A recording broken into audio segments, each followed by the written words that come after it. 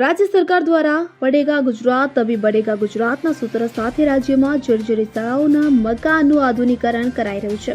ગ્રામ્ય વિસ્તારના પ્રાથમિક શાળાઓનું પણ આધુનિકરણ કરાઈ રહ્યું છે, જે અંતર્ગત વડોદરા જિલ્લા સાવલી તાલુકાની ડમરૂ શાળા તરીકે ઓળખાતી તાલુકા પ્રાથમિક શાળાનું મકાન જર્જરિત થતા સ્થાનિક ધારાસભ્ય દ્વારા રાજ્ય સરકારના વહીવટી તંત્રમાં નવીન મકાન માટે કરાયેલી રજૂઆતને પગલે વહીવટી મંજૂરી આવી જતા નવીન તાલુકા શાળા બિલ્ડિંગ તૈયાર થતા આજ રોજ તાલુકાના ધારાસભ્ય કેતન ઇનામદારની અધ્યક્ષતામાં આધુનિક સુવિધા સાથે ₹1,40,00,000ને ખર્ચે 11 ઓરડા અને 2 માળના નવીન બિલ્ડિંગનું લોકાર્પણ કરવામાં આવ્યું હતું. આ પ્રસંગે જિલ્લા પંચાયત પ્રમુખ ગાયત્રીબા મહિડા, તાલુકા પંચાયત પ્રમુખ ગીતાબેન સોલંકી, તાલુકા શાળાના આચાર્ય, જિલ્લા પ્રાથમિક શૈક્ષિક સંઘના પ્રમુખ રણજીતસિંહ પરમાર સહિત શિક્ષણગણ તેમજ નગરજનો ઉપસ્થિત રહ્યા હતા. આ પ્રસંગે તાલુકા શાળામાં પાછલા 10 વર્ષ આચાર્યની સેવા બજાવનાર પારેખ વિપુલભાઈની ડેસર તાલુકામાં બદલી થતા સાલ પુષ્પગુચ્છ આપી વિદાય કરી હતી. જ્યારે ધારાસભ્ય કેતન ઇનામદારે મહીવિયર,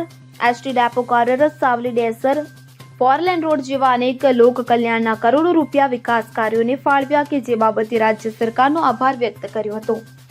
શિક્ષણના ભાગરૂપે આવી તાલુકા શાળાઓના જે આપણે નવીન બિલ્ડિંગના લોકાર્પણ કર્યા હોય તો લોકાર્પણ ઘણા કરીએ છીએ, પણ છેલ્લા 4 મહિનામાં આ સાવલી તાલુકાનો ડેપો જે બંધ હતો એ ડેપોનું ખાતમુહૂર્ત માન્ય મુખ્યમંત્રીશ્રીના હસ્તે હમણાં ચાલુ કર્યું અને નવીન ડેપોનું કામ અત્યારે હાલના તબક્કે ચાલુ. ડેપો એ નાની વસ્તુ નથી. વર્ષો પહેલા આપણો ડેપો બંધ થઈ ગયો તો ડેપો ફરી પુનઃ ચાલુ કરાવીએ છીએ ત્યારે ખૂબ આનંદની વાત આપણા તાલુકા માટે છે. એવી જ રીતે 450 કરોડનો વિયર મહીસાગર વિયર, જે વિયર 38 ગામોને સિંચાઈ તેમજ પાણીના પીવાના પાણીનો લાભ જે મળવાનો છે. કેમ કે એ જ્યારે વિયર પૂરો થશે ત્યારે મારા સાવલીની અંદર હોય કે સાવલીના આજુબાજુના ગામોની અંદર પાણીનો જે પણ નાનો મોટો પ્રશ્ન હશે એ પીવાનો હોય કે તો સિંચાઈનો હોય એ પણ પ્રશ્ન સોલ્વ થશે. 450 કરોડનો પ્રોજેક્ટ માન્ય મુખ્યમંત્રીશ્રીના હસ્તે ચાલુ. એવી જ રીતે હમણાં 389 કરોડનો ટીમ્બાથી સાવલી ટીમ્બા રોડ, જે આપણે ઘણા ટાઈમથી ઈચ્છતા હતા કે ભાઈ આ સાવલી ટીમ્બા રોડ થાય અને સાવલી ટીમ્બા રોડ પણ 4 લેન, એનું રિસર્ફેસિંગ નહીં, 389 કરોડનો 4 લેન, 450 કરોડનો વિયર, ડેપો, આપણી શાળાઓ, એમ કરી અનેક 1000 કરોડ રૂપિયા તો આ 4 મહિનામાં ગુજરાતની સરકારે ચાલી દેશે.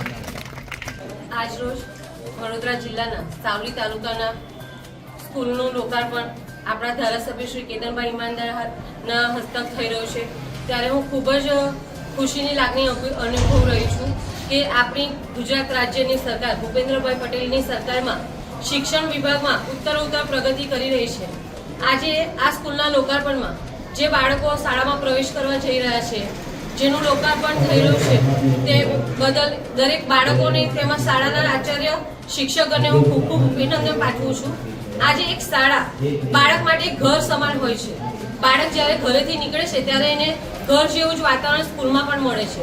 બાળક જ્યારે સ્કૂલમાં ભણે અને આપણા દેશનું નામ રોશન કરે એ માટે આપણી ગુજરાત રાજ્યની સરકાર નવીન શાળાઓનું નવીનીકરણ કરવા જઈ રહી છે. આજે ગુજરાતમાં દરેક જિલ્લામાં જે જૂની શાળાઓ હતી, જેમાં આપણને સરકારી સ્કૂલોમાં પ્રાઇવેટ જેવી સુવિધા ઉપલબ્ધ થઈ જઈ રહી છે, તે બદલ હું ગુજરાત સરકારની ભૂપેન્દ્રભાઈ